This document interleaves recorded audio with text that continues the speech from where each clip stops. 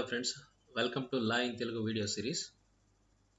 ఈరోజు మనం criminal rules of ప్రాక్టీస్లోని రూల్ 53A గురించి తెలుసుకోబోతున్నాం అనమాట. సో అంతకుముందు ఉన్నటువంటి 53A ఏదైతే ఉందో దాన్ని సబ్స్టిట్యూట్ చేసిందన్నమాట. 2024లో లేటెస్ట్ వన్ వచ్చింది. అది దేని గురించి మాట్లాడుతుందంటే ఎవిడెన్స్ రికార్డింగ్ ప్రొసీజర్ గురించి మాట్లాడుతుంది అనమాట. Right, 53A evidence 2024 evidence recording procedure. Right, నేను clause by clause break down చేసి చెప్తాను మీకు. ఫస్ట్ వన్ చూద్దాం, టైప్ డిపోజిషన్. టైప్ డిపోజిషన్ ఏదైతే మనం సాక్ష్యం ఇస్తున్నారో ఆ వాంగ్మూలాన్ని మనం టైప్ చేయాలన్నమాట using computer. If computer is available, deposition should be typed on the basis of presiding officer ఎవరైతే ఉన్నారో అతని డిక్టేషన్ బేస్ చేసుకొని కంప్యూటర్ మీద టైప్ చేయాలి. అలాగే విట్నెస్ ఎవరైతే ఉన్నారో we speaks in any language other than the English or state official language, ఈ రెండు కాకుండా ఏదైనా మాట్లాడినట్లయితే ఈ must translate it into English either by himself, ఒకవేళ అతనే ట్రాన్స్లేట్ చేయొచ్చు, లేదంటే ఎవరైనా కాంపిటెంట్ ట్రాన్స్లేటర్ ఉన్నాడు అనుకోండి, కాంపిటెంట్ ట్రాన్స్లేటర్, సో అతని ద్వారా చేయించవచ్చు అనమాట. రైట్, ఫస్ట్ వన్ ఏంటంటే కంప్యూటర్ అవైలబుల్గా ఉంటే టైప్ చేయాలన్నమాట డిపోజిషన్ని. సెకండ్ వన్ వచ్చేసరికి ఇంగ్లీష్లో కాకుండా లేదా స్టేట్ అఫిషియల్ లాంగ్వేజ్లో కాకుండా వేరే లాంగ్వేజ్లో మాట్లాడుతున్నట్టయితే దానిని ఇంగ్లీష్లో ట్రాన్స్లేట్ చేయాలి. Right, second deposition in both languages.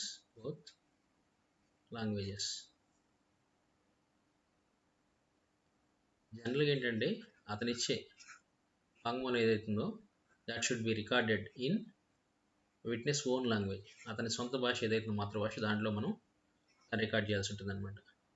And also in English, ఒకవేళ ట్రాన్స్లేషన్ అనేది మనకు అవసరమైతే ఇఫ్ నీడెడ్. రైట్, ఒకవేళ అతను తెలుగు మాట్లాడుతున్నట్టయితే ముందు తెలుగులో అతని వాంగ్మూలాన్ని నమోదు చేయాలి, తర్వాత దాన్ని ఇంగ్లీష్లో ట్రాన్స్లేట్ చేయాలి. Next, reading and free copies. So once మనకి ఆ డిపోజిషన్ అనేది కంప్లీట్ అయిపోయింది అనుకోండి, after recording deposition it must be red loud. ఇది ఓపెన్ కోర్టు, సో బహిరంగ దాన్ని పెద్దగా చదివి అతనికి వినిపించాలన్నమాట. ఓకే, అతని ఇచ్చి వాంగ్మూలాన్ని అతనికి ఎవరు ప్రిసైడింగ్ ఆఫీసర్. రైట్, అలాగే ఒక hard copy, true copy signed by the presiding officer or ఎవరైనా కోర్ట్ ఆఫీసర్ ఎవరైతే వాళ్ళు సైన్ చేసిన ఒక హార్డ్ కాపీని కూడా లేదా ట్రూ కాపీని must be given at free of cost. ఎవరెవరికి? ఎక్యూజ్డ్ కోర్ట్ ఇవ్వాలి, లేదా అతని లాయర్కి, accused or their lawyer. Second, witness ఎవరైతే విట్నెస్కి, అలాగే ప్రాసిక్యూటర్ అని వీళ్ళు ముగ్గురు కూడా ఏంటంటే ఫ్రీ ఆఫ్ కాస్ట్ ఇవ్వాలన్నమాట హార్డ్ కాపీని. ఇది ఎప్పుడు జరగాలి? This must be done on the same day. ఎప్పుడైతే ఆ ఎవిడెన్స్ రికార్డ్ చేశారో అదే రోజు ఇవ్వాలన్నమాట. Next, fourth one, translator availability judge training. So ప్రతి కోర్టు కూడా ఏంటంటే every court must have a translator అనమాట. సో అతను అందుబాటులో ఉండాలి ప్రతి కోర్టుకు కూడా. ఒకవేళ జడ్జెస్ కానీ రిక్వెస్ట్ చేసినట్లయితే వాళ్ళని కూడా ట్రైన్ చేయాలన్నమాట ఆ విషయంలో. రైట్, ఎందుకు? ఈ లాంగ్వేజ్ బ్యారియర్స్ ఏమైనా ఉంటే వాటిని ఓవర్కమ్ చేయడానికి. అలాగే కోర్ట్స్ని కూడా ఏంటంటే to make courts more inclusive. అలాగే fifth point, one case at a time. ఈ ప్రిసైడింగ్ ఆఫీసర్ ఎవరైతే ఉన్నారో ఒకేసారి ఒక కేసు కంటే ఎక్కువ కేసుల్లో ఎవిడెన్స్ని రికార్డ్ చేయకూడదు అనమాట. So presiding officer must not record evidence in more than one case. ఎప్పుడు? At a time. విడివిడిగా చేసుకోవచ్చు, కానీ ఒకేసారి 2-3 కేసుల్లో అతను ఎవిడెన్స్ రికార్డ్ చేయడానికి లేదు.